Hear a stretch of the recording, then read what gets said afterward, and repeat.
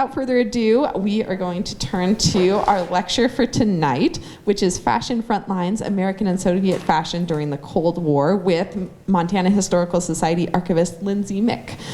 So Lindsey's worked at MTHS for 2.5 years, and she has an MS in Library and Information Science and an MA in History from Simmons. And a fun fact is that she does figure skating and is going to be in a figure skating show this December. So she is a woman of many talents, and we're very happy to have Lindsey with us here today.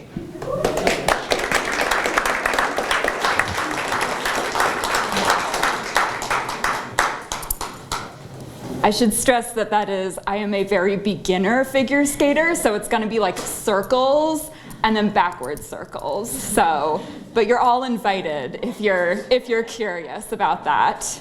So thank you, Lau, for that introduction. Like she said, my name is Lindsey. I'm an archivist at the Montana Historical Society. And this talk really stemmed from my master's thesis, in which I talked about the Soviet exhibition of achievements in science, technology, and culture that took place in New York City in 1959. There I examined the Soviet exhibition space, as well as the American and international media response to it. One of the aspects of the Soviet exhibition were these daily fashion shows that they put on. And so it was really from that I started to dig more into both the Western fashion and the Soviet fashion that was going on during this time, kind of using the Soviet exhibition as a case study to focus this talk. So I should acknowledge that the original thesis had nothing to do with the state of Montana. So I've tried really hard to incorporate Montana media and Montana sources, so you guys can be the judge at the end of this talk at how successful I am at doing that. All right.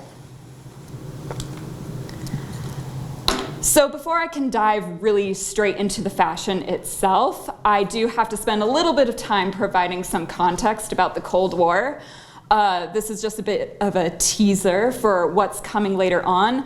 This was a page out of a fashion magazine that came from one of the Soviets' fashion houses in the 1950s.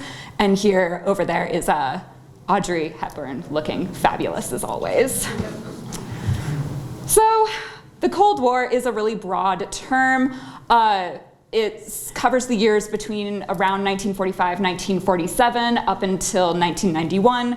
So really, we're thinking the end of World War II up until the collapse of the Soviet Union in the 1990s. For this talk, we're mostly going to be focusing on the early Cold War, so particularly 1945 up until 1959, 1960-ish. Joseph Stalin, the leader/dictator of the Soviet Union, dies in 1953, and he's replaced with Nikita Khrushchev, who took, I'll say, a more moderate approach to diplomacy, although this kind of depends on when you're looking at the Cold War.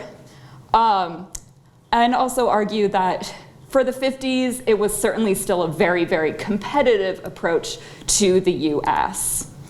But he did begin what is commonly called the cultural thaw and the de-Stalinization of the Soviet Union. So this really meant that the Soviets began participating in large-scale global cultural events, right? So World's Fairs, exhibitions, that sort of thing. They had a cultural agreement that they signed with the US in January of 1958. And this basically was a cultural agreement that said that they would have more exchanges between the two nations. And this included things like athletes, students, films, movies, teachers, and of course, exhibitions. One other major event that has a surprising amount to do with fashion, all things considered, is the launch of Sputnik. So the launch of Sputnik was a very big deal. I think it's easy to look back and kind of remember the moon landing as the big space race event of the era. But in the 1950s, this really wasn't the case. The Soviets launched Sputnik in October of 1957. This was the first artificial satellite to be launched into orbit around the Earth. This made the US government very nervous and very anxious as they realized this Soviet technology could have spyware, missiles, nuclear weaponry, anything like that attached to it. So it made them very, very anxious. And it also put into their minds this idea that they were falling behind the Soviets in terms of science and technology. Whether or not this is actually true is more up for debate, but certainly there was the feeling of anxiety on the American government's part.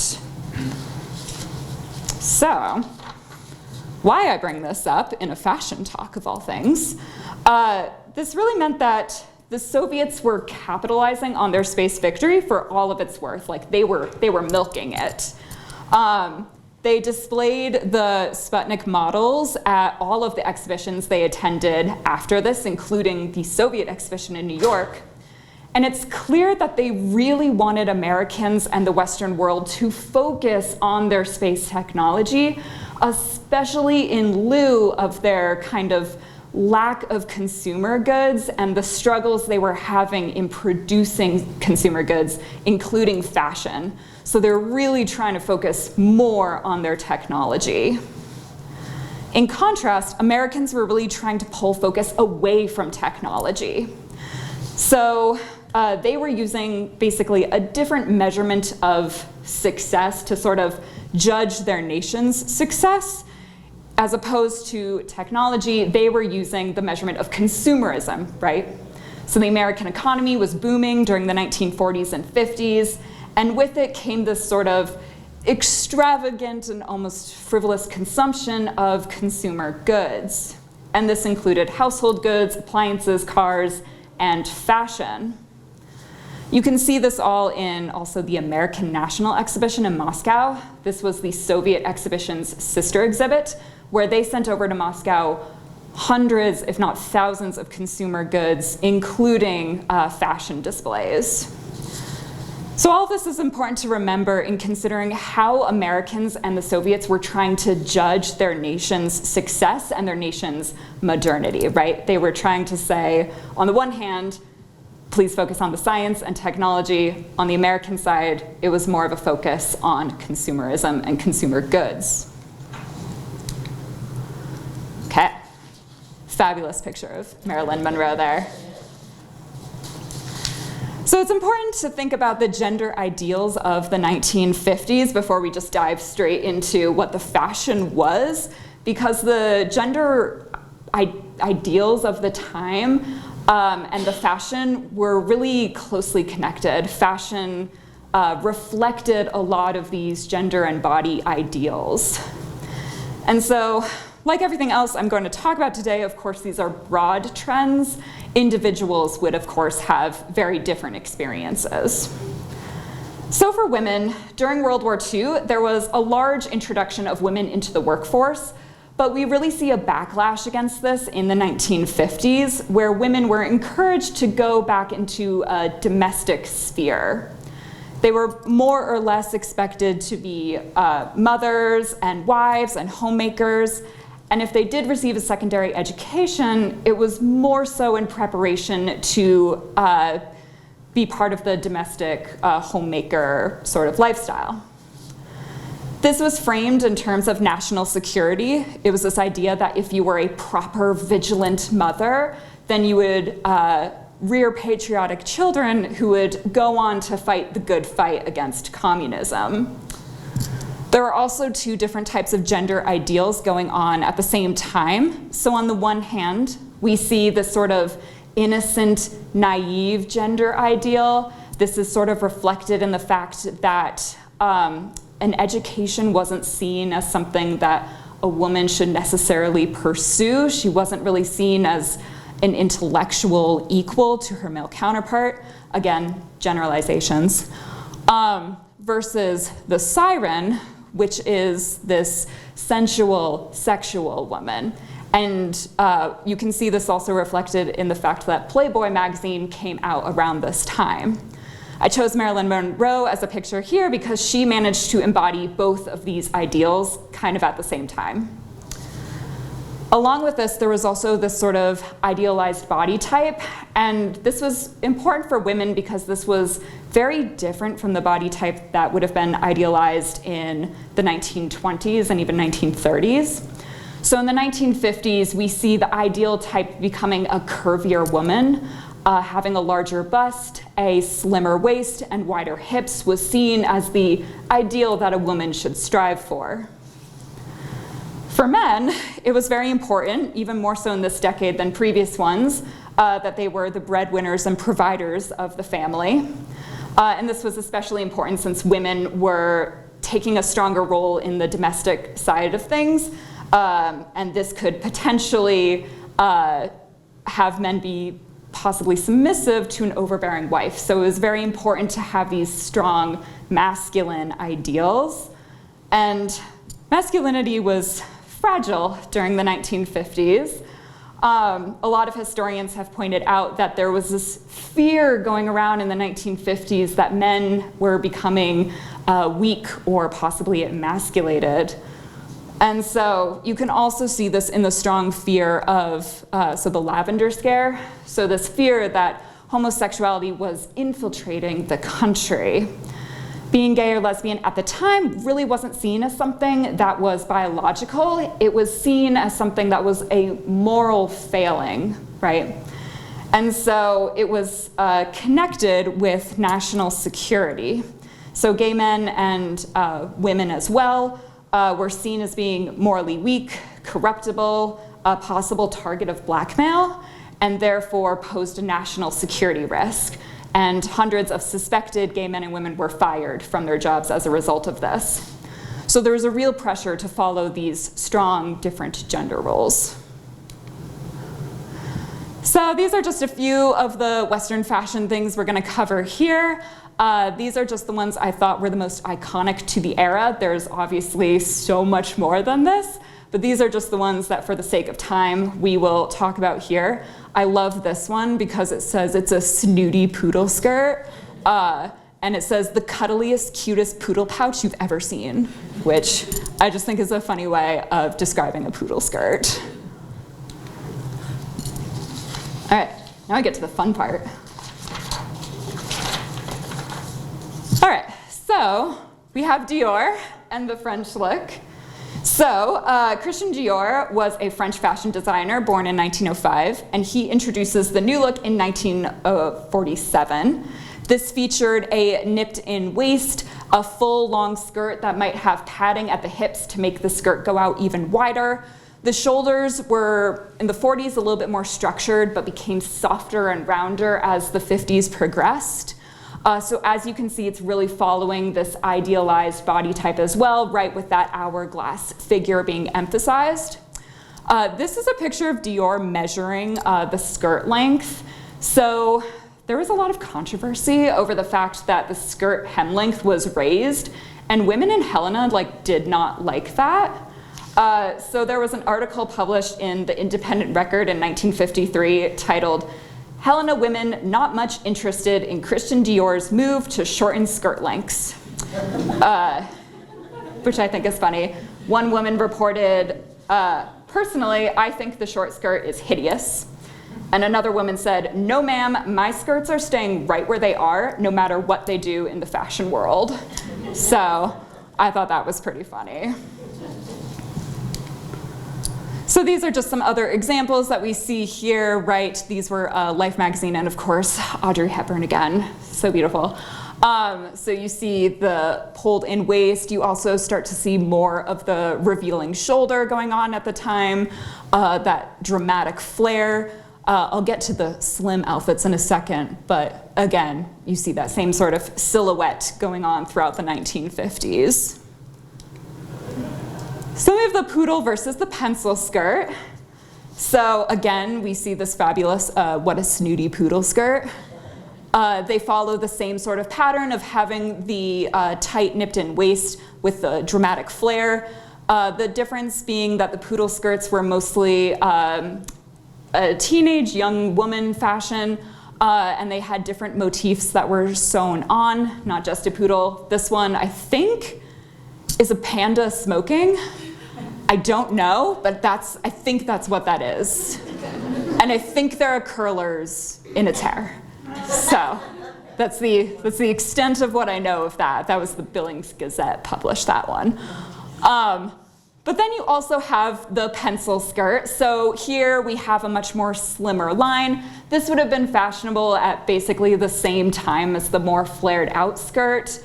It's still following that sort of gender ideal of highlighting a woman's figure. This one I really like over here because it's part of a tailored suit, which would have been that casual chic look at the time, and it has the balloon sleeves, which I think are kind of fun, and they had their moment in the sun in the 50s. We should bring them back. All right, sack, sheath, and chemise. And I think I have more of these. Yes, okay, good. So many of these. These are all from Helena newspapers, okay? Like Helena did not, sorry, not Helena, Montana. Montana did not like the sack dress. They hated it. They were like, this is hideous, we don't like it, I don't want anything to do with it.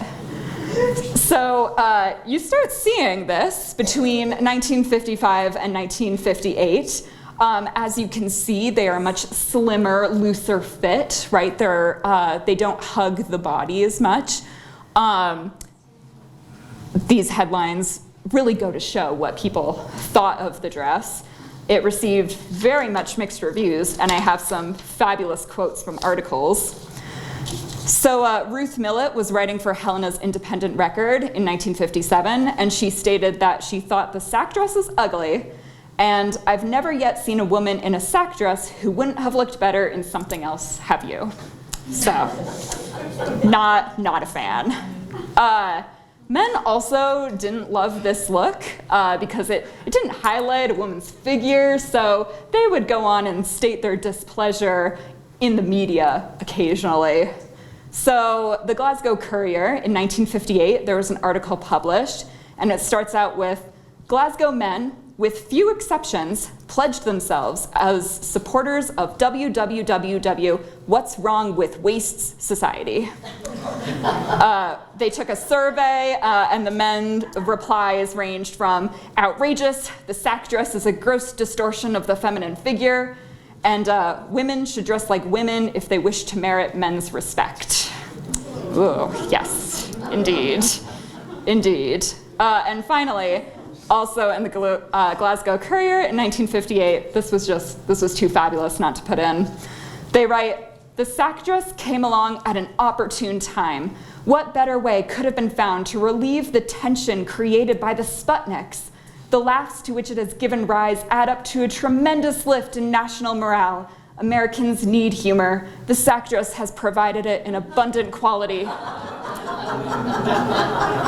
Which is hysterical. So, I don't know, I kind of like it. I think it's fun.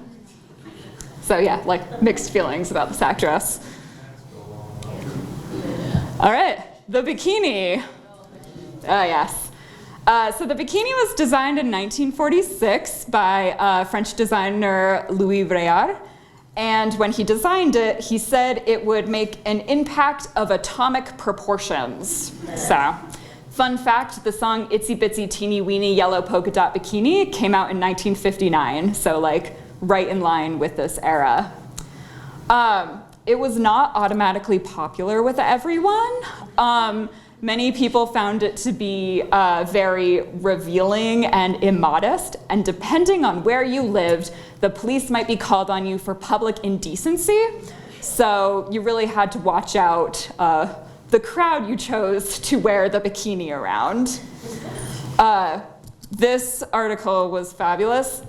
He wrote in it, instead of sheathing themselves in yards of cloth, as Grandma used to do at the beach, more and more American girls are going to depend on 2 handkerchiefs and a hope.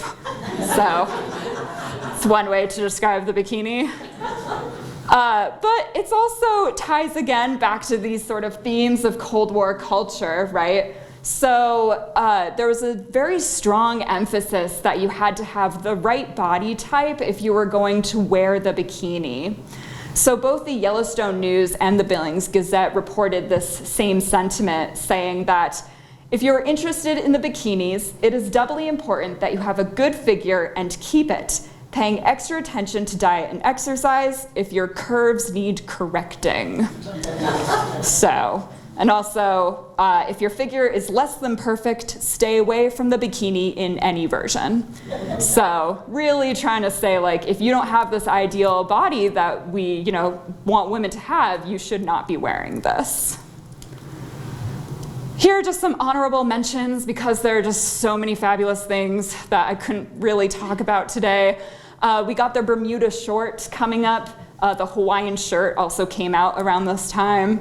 Just some regular shorts. We start seeing more trousers and slacks, right? People just would have been wearing these, pants for normal, everyday occasions. We also see coats being a very important accessory. There was one called the clutch coat that you had to keep clutched closed because it didn't have fastenings. And apparently Queen Elizabeth, I think, mentioned it, being like, why would I wear this? Like, it can't keep it closed. So hats, stilettos, all the shoes, very, very important also at this time. Okay, so men's fashion gets one slide, well, 2 slides, okay. Because in my opinion, my humble opinion, the suit of a man has not changed much in the last 120 years. So I'm sure someone's gonna rain down fury on me for saying that. But for the purposes of this talk, we're just gonna mostly focus on some of the big changes that were going on for men's fashion at this time. So it was kind of a juxtaposition between the suit and the more casual look going on. So icons like James Dean, Elvis Presley, they really popularized this very casual look, right? So the t-shirt and jeans, leather jacket. It was seen as a very youthful look, right? Very masculine, very sexy. So that was going on the one hand. On the other hand, we still see just your classic suits going on. These were taken from an ad. They were really excited about I think it was the tweed. They were like, this is so exciting. But at the same time, right, you see this very casual sweater and just sort of polo shirt, button-down shirt look. There were a lot of youth subcultures happening at this time. So one of them was the new Edwardian look. And so in London, there was this new suit that was introduced. It had a much slimmer leg. It had a possibly like velvet lapelled coat, a very fancy waistcoat. And these were not selling well in the upper echelons of London stores. So they decided to sell all of their clothes to warehouses in the South and East London, where they were picked up by the young working class men. And so you start to see, Teddy is a nickname for Edward, so you see the Teddy boys emerge as a youth subculture in London. You might also see color in suits. I didn't really get a great picture of this, but the suits might get a little extra flair by having something like a yellow shirt or a pink/purple jacket. So they were a little bold with their suits. So we have a lot of synthetic fabrics as well. So by the end of the 1950s, synthetic fabrics were widely available. This included chiffon, tweed, acrylic-based orlan, acetate satin, nylon, rayon, Dakar, and lycra. These are all from ads that I saw in Montana newspapers, basically talking about the benefits of using synthetic fabrics. So these were synthetic fabrics were started seeing development in the 1930s. With companies like DuPont, which was an American chemical company. Also, DuPont was involved with research into plutonium for the Manhattan Project. So you start to see these connections. The use of synthetic fabrics explodes during this time as an affordable alternative to things like wool and silk, going hand in hand with that consumerist mentality of having more affordable consumer products available. So lycra was patented in 1959, and I bring this up in particular because it was used particularly for bras, underwear, girdles, and other body shape wear like spandex. And it was very important at this time for women to have structured underwear in order to help emphasize, right, this idealized hourglass figure. You might have also heard the phrase wasp waist floating around, and this is a reference to like the abdomen of a wasp, which is like needle thin. So it was really this kind of idea of having a very thin waist, but still having curves, basically. And this was another way that Americans could separate themselves from Soviets.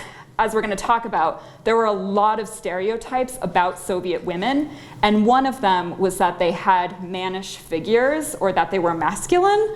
And so by really focusing on this hyper-feminine figure, Americans were really creating this difference between themselves and the Soviets.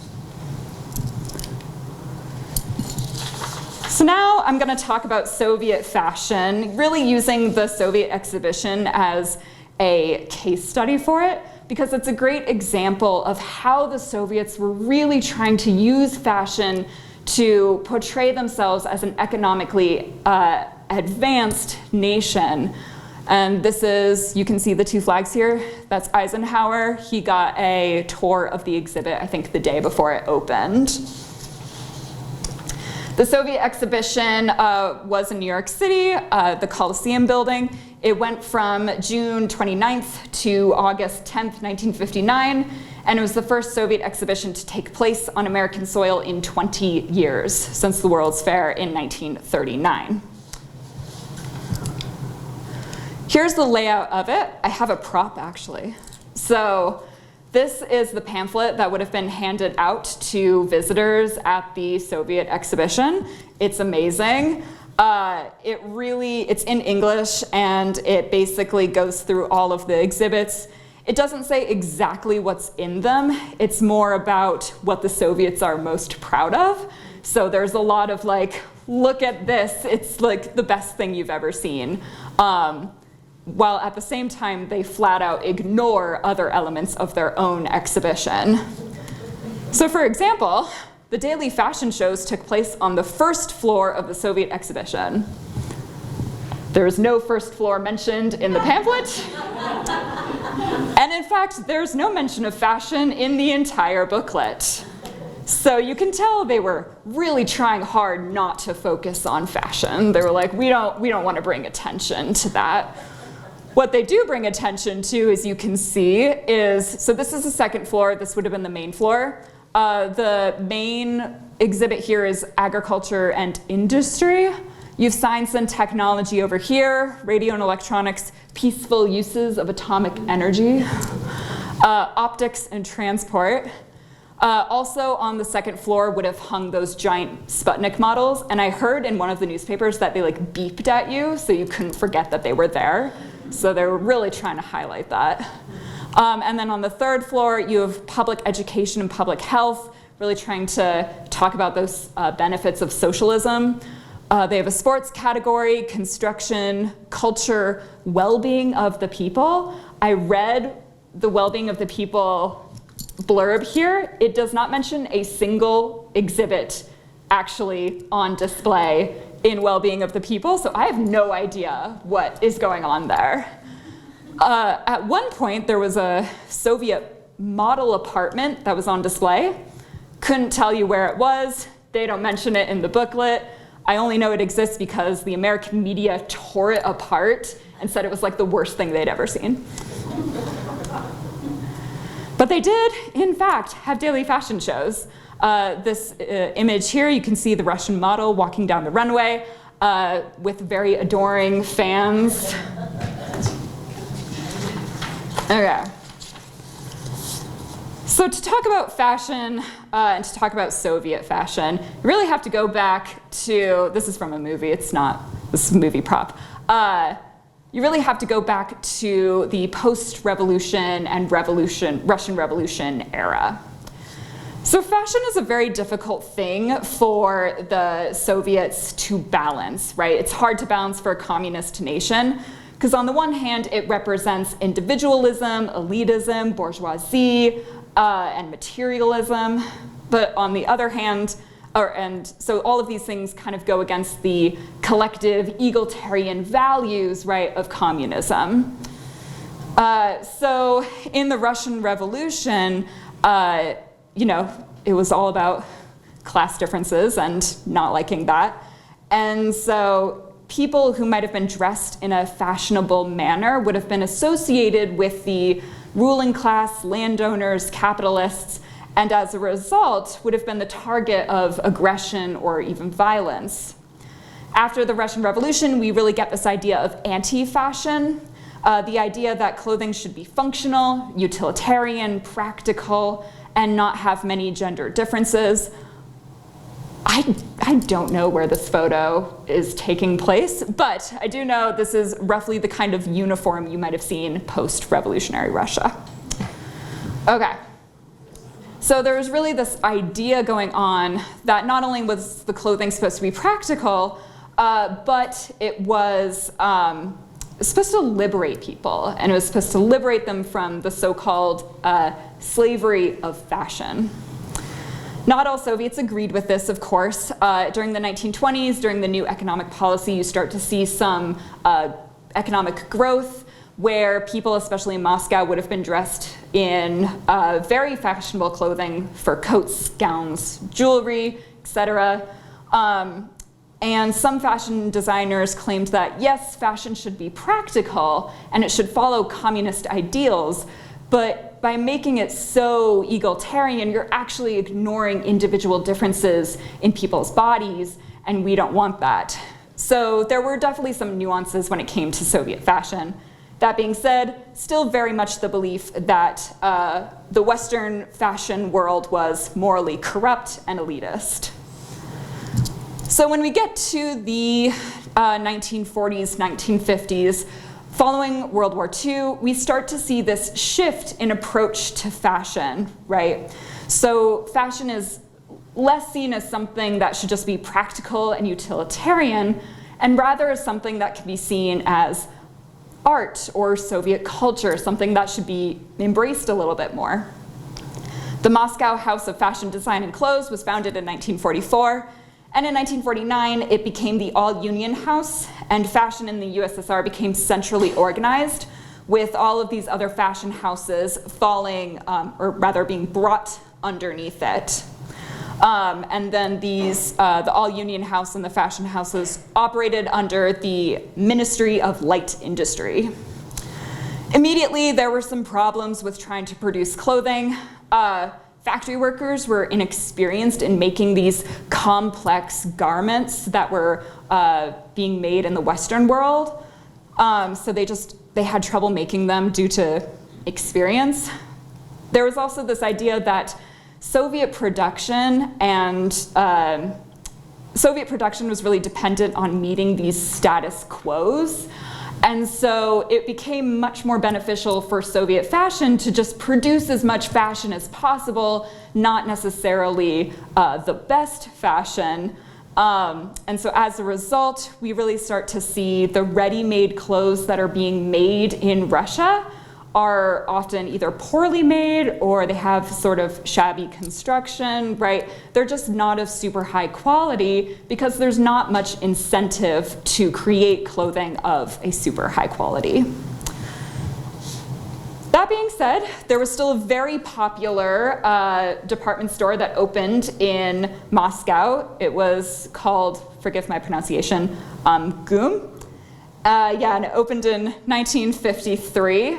And this made ready-made garments that were very popular. And this department store, had people lined out the door, basically. However, if you weren't in Moscow or you couldn't travel there, right, you just wouldn't have access to this clothing. And so as a result, really what most women did in particular when it came to fashion was that they would see fashion in various magazines produced by fashion houses. So this is the Leningrad fashion house for 1957. And so you would see all of these outfits that are on display, and rather than being like, okay, I can order this, what you would do is you would find a pattern for these dresses, and then you would make the dress yourself at home. So this was really, home production of clothing was probably far, far more common than being able to just buy garments like you could in the US. So Soviet fashion was supposed to be widely available, and it was supposed to be for all Soviets, right, not just the elite. And the Soviets tried to balance this idea of the clothing having both a practical and simple design, something, again, utilitarian, functional. But at the same time, there was really this movement to have clothing, especially for women, that was elegant and very pretty and feminine. And so they were trying to balance these in the 1950s. But this limited design possibilities, right? There's only so many designs that fall under both those categories, and it kind of made creative liberty very difficult. This also has to do with the way clothing was produced in Soviet Union. There were things like the artistic councils, which you had to run designs by. They had to be approved before they went into production. So there was a lot of like placeholders that would sort of stifle or limit creativity for the Soviets. And as a result, really up until the late 1950s and even well into the 60s, what we start to see is not only are the Soviets struggling with producing fashion, but a lot of their fashion is very much imitative of Western fashion. And you can see that here, right, with this same sort of new look design going on, right? It follows very much the same exact silhouette that we just spent some time looking at. And this is 1957. Same is true for men's fashion, although we do have some like fun youthful fashions here. But you're gonna see very much for men, the classic suit. We do have this fun hat over here. This is an astrakhan, and it's made from the wool of a karakul lamb, a lamb that is killed very, very, very young, and its fur has that very iconic dark, tightly rolled texture. So that's where you might see that hat from. There was also youth subculture going on at the time, which is where this photo comes from. Again, forgive my pronunciation, Stiliagi.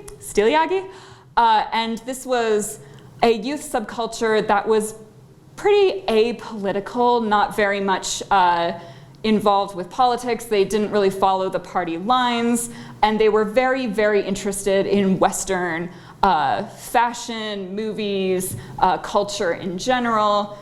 Stiliagi is also translated to style obsessed or style hunters.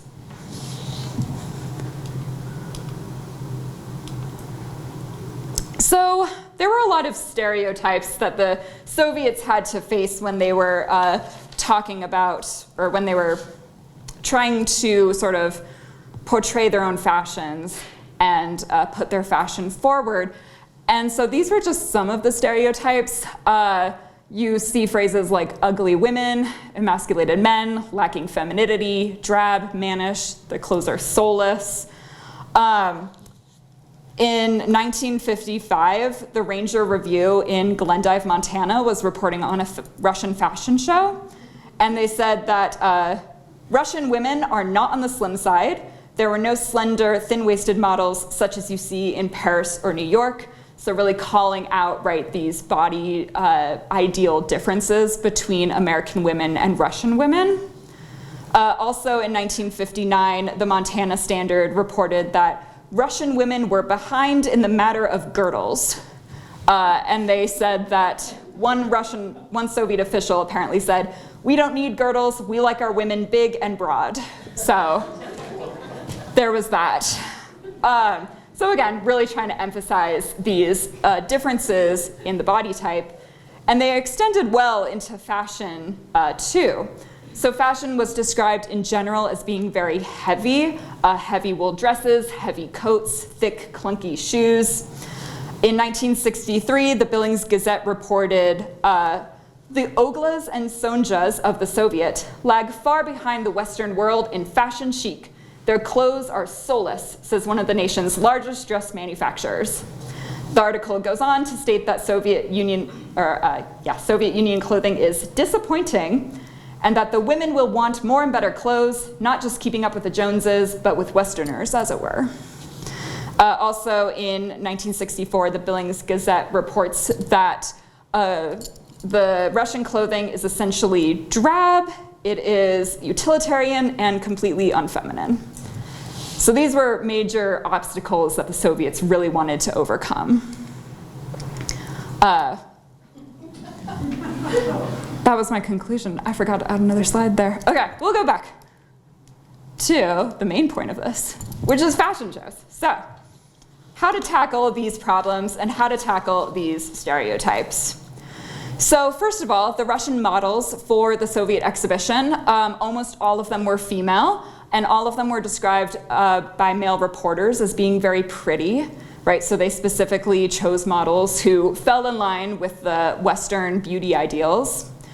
The clothing that they showed was very much Western in style, right? So this is one example that you can see here. Outfits included sheath dresses, ball gowns, a strapless bathing suit, a wool sweater with slacks, long shorts, and there were also some fur coats on display. So they're really trying to emphasize this femininity and beauty in their models to dismantle the stereotype of ugly, mannish Russian women. The fashion show received mixed responses from reporters. Most of the positive reviews were for the models themselves. So one American reporter writes about the female models, this wonderful article. But the girls, bless them, saved the day for the fashion end of the Soviet exhibition. There were 6 of them, all pretty and from Moscow. None was a professional model, a fact that was delightfully apparent. They didn't have the bored kitten that swallowed Papa's checkbook smirk of American models. And they didn't walk as though the runway were carpeted with beer bottles. They just strode out naturally, if a bit athletically, and they broke into shy smiles when the packed audience applauded, which was often. So definitely some, positive review there. Another reporter, this is a Canadian reporter actually, about the Soviet exhibition, says, on the Russian models, our aloof deadpan models better jazz things up on the runway. The girlier girls from Russia drew whistles and resounding applause at the formal opening of the Soviet exhibition. In profile, Russian models stack up better to the emaciated high fashion models of New York, who consider their job is to show their clothes, not their figures. There's more meat on the bones, more hip, more bust, more leg. There's less makeup on the Russian girls, little eyeshadow, no phony eyelashes. So again, a positive review of the Russian models, right? There was a dismantling of these negative stereotypes going on there. So there was some success. The clothing was given much more neutral or negative reviews. It was often talked about in terms of just kind of being disappointing or plain or not very innovative. And so another reporter says, Russian clothes look strictly Western to me. Not a single costume was different enough to have a 7th Avenue garment manufacturer rushing out to make copies. So right, really just looking at this like, it's fine, but like nothing exciting. A female reporter did write that the visitor looking for high style won't find it, but spectators who entertain the picture of the Soviets as dowdy will be favorably impressed. So there was, again, some of this dismantling of these various stereotypes going on. Now I can get to the conclusion. These were just some more really great headlines that I saw. Again, that tired look. Fat girl in Russia gets break from Soviet fashion designers. Just the classics. Just as an added point in this article here, if you can't read it, it was basically making fun of the fact that this was considered Russian glamour, and so they kind of go on with this poor model. And so, in conclusion, during this time, it was very clear that both Americans and Soviets really wanted to use fashion as a way to promote their own nation's cultural superiority, albeit in kind of different ways, right? Americans were trying to use the culture to show, look at how feminine our women are, look at how masculine our men are. These are the fashions that we have that kind of prove these ideals. And for the Soviets, it was really about showing that they could keep up with the sort of consumerism of the United States, even if it was something that it was very, very clear they were not trying to emphasize, and they knew that they were behind on in terms of productive capacity. So to tie things back to Montana, because that's what I said I would do at the beginning of this, basically all of the newspapers that you see here were from various Montana newspapers across the 1950s and 60s. And so it really shows that Montanans were engaging with these fashion trends, whether or not they loved the fashion trends or absolutely despised them, they were still very much active participants and engaging with it. And it's also a good reminder that even though Montana, I don't think I'll offend anyone when I say this, Montana's not the fashion capital of the world, and kind of is on the periphery of this sort of fashion conflict. They were very much still aware of it, and they were very much active participants in these broader Cold War politics that were going on behind the fashion industry. So with that in mind, I nailed my timing, so I'm done.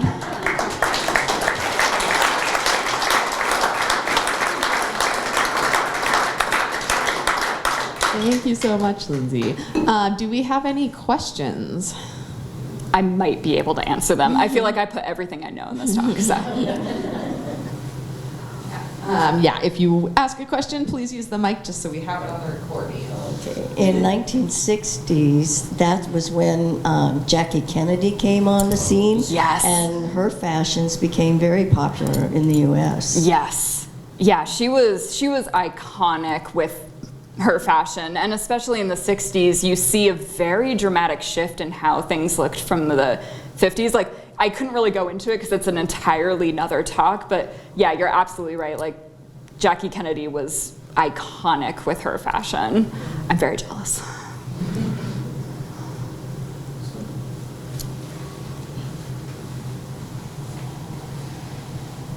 So you talked about Sputnik and how proud the Russians were of that. Was there any like space age kind of fashion? I mean, where it actually like... Oh, yes. Okay. Yes, and that seemed to emerge a little bit later into the 60s and 70s. I should have put pictures here just because I knew people would have questions about it, but there were some fabulous like outfits that were modeled off of spacesuits. So they had this like, you know, metallic metal-esque look, and there were outfits that had like funky helmets attached to them, and there were like conical outfits that were reminiscent of this doodad right here on the model, which is the third artificial satellite to go around the Earth. And so yes, there was a lot of that, and it seemed to be mostly reserved for higher fashion, less so like everyday fashions, and definitely much more so with the real takeoff of the space race in like the 60s, Okay. late 60s. So was that U.S. or Soviet or both? I think it was both, actually. Like, there was a famous Russian model, actually, who you see her posed like next to all this Soviet spacecraft and stuff. And the US, of course, was trying to also do similar fashions at that time. Next talk, I'll just include photos of all the fashion that came years later because they are fabulous. They're so cool.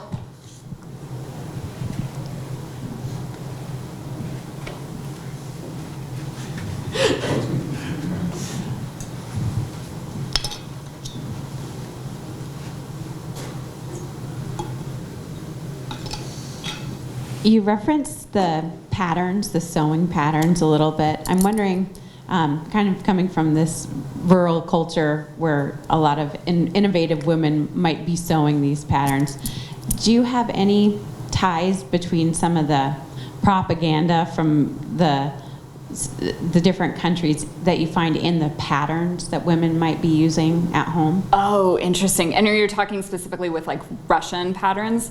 So yeah, there was this idea, and again, not quite finding the pictures that I wanted, but there was this idea of having, you would sew on like motifs, and they might be like national motifs or folk motifs or something related to Russian culture.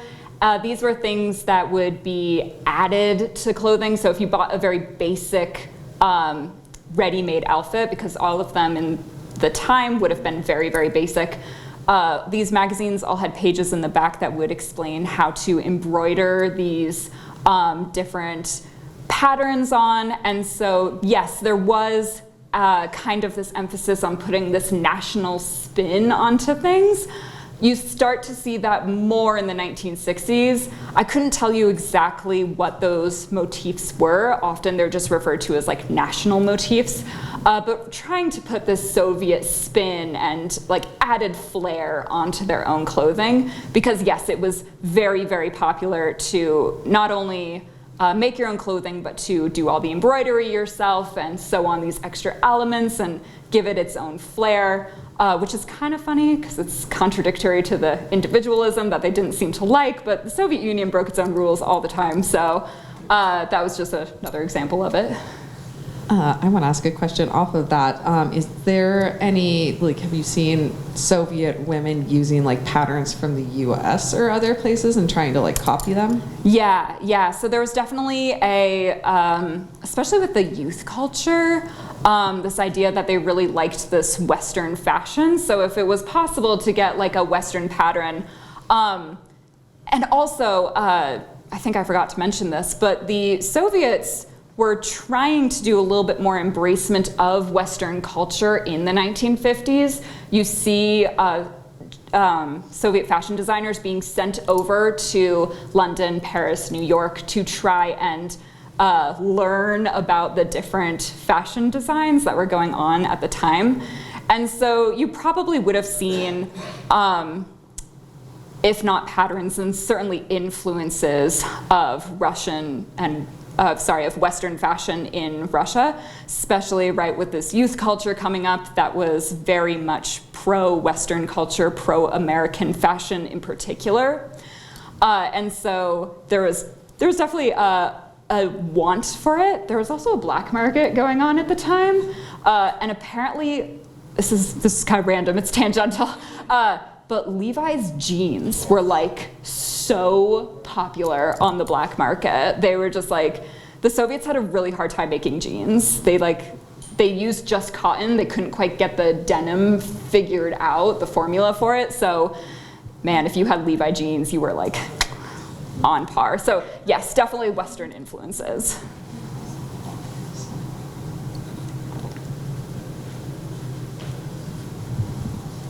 I can't remember exactly when Katie Keene dolls came in, but I remember having one, and looking back, it was obviously an intent to sell fashion to younger girls. Yeah, right.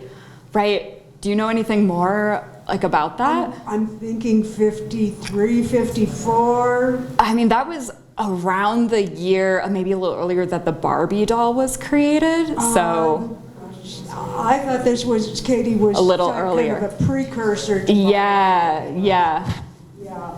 No, that's really interesting. I haven't done much digging into that, but it would not surprise me at all that they were using dolls as a way to sort of influence fashion, especially among younger women or girls. So. And then the other one, have you heard that it was the Playtex company that designed or produced the first astronaut suits? I had not heard of that, but that would not surprise me. The stretchy Yeah. Really well made, just like women's groups. Oh, yes. Oh, yes. Got to use that synthetic fabric there. Very, very important. Oh, that's fascinating. That's a fun Yeah. story. Yeah. Oh, my God. I'll add that to my next presentation.